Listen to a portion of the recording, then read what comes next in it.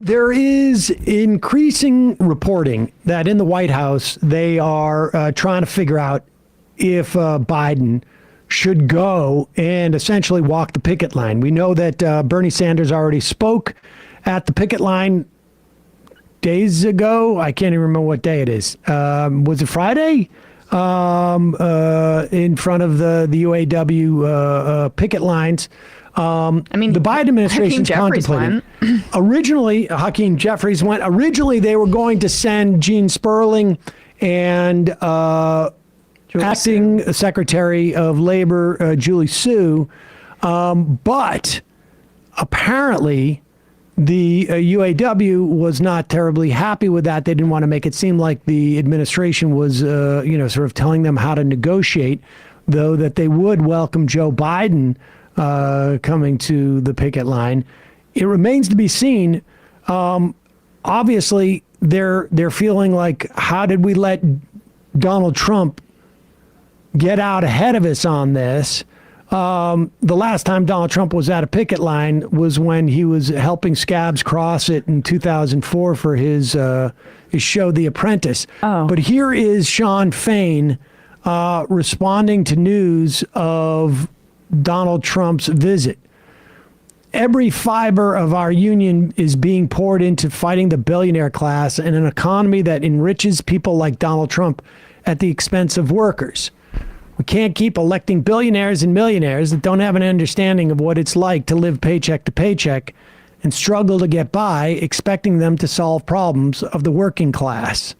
So that's from Sean Fain. The other tweet that I saw of his, actually, if you can get on his timeline, or maybe it's the UAW's timeline, he posted a meme.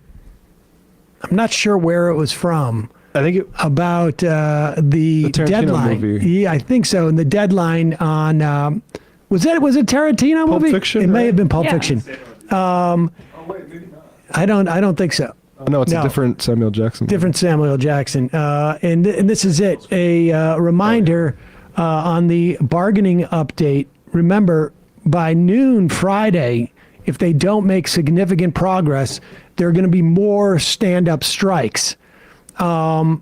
Reporting today was writing, I think it was was it in Business Insider, that showed that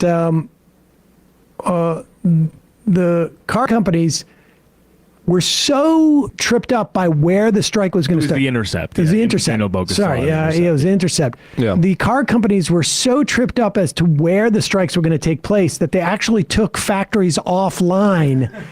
Yeah, mistakenly, and ended up like essentially self-striking. Oh, that's great. They looked in, apparently some information got into trade publications that certain plants were going to be striking, and so they moved like trucks and a whole bunch of stuff from those plants that they thought were going to be striking into other plants.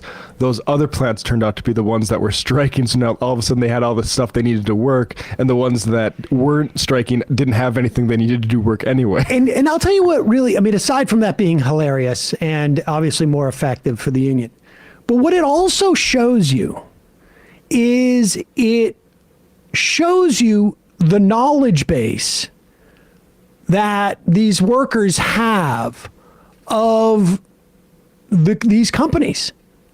How we integral are they led are. to we are led to believe, the narrative is there are a bunch of drones that do their job, and if it wasn't for the maestro at the top of the company who was deploying them in the exact way and setting them up so that they worked in the exact way, these mindless little drones would have no value, which is why they don't participate in the success of these companies, which is why they can justify in the minds of these CEOs why they get 320 times the pay that any of these little drones do, because they're the brains.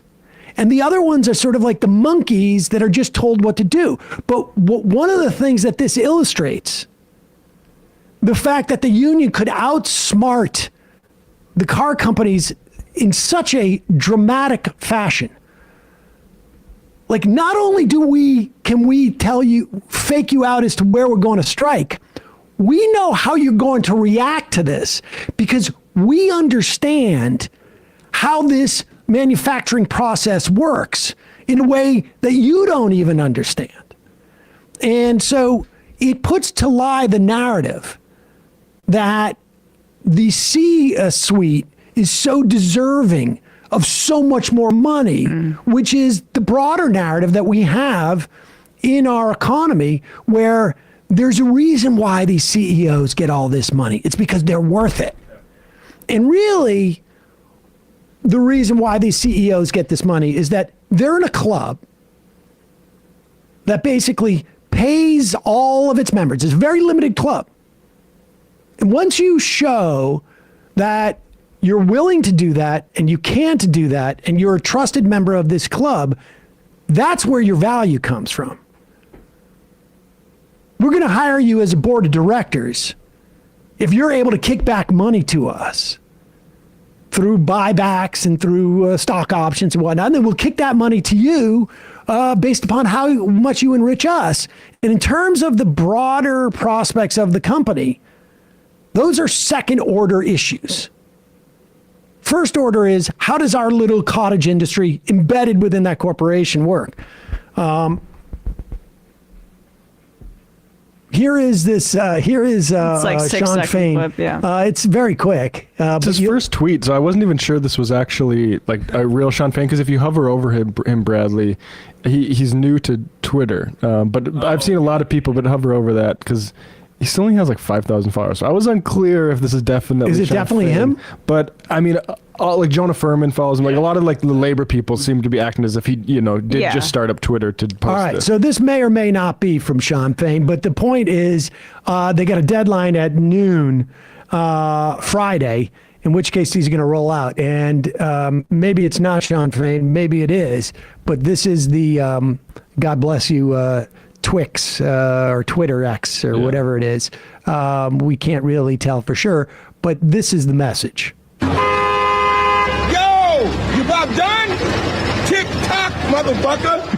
There you go. I don't know that movie.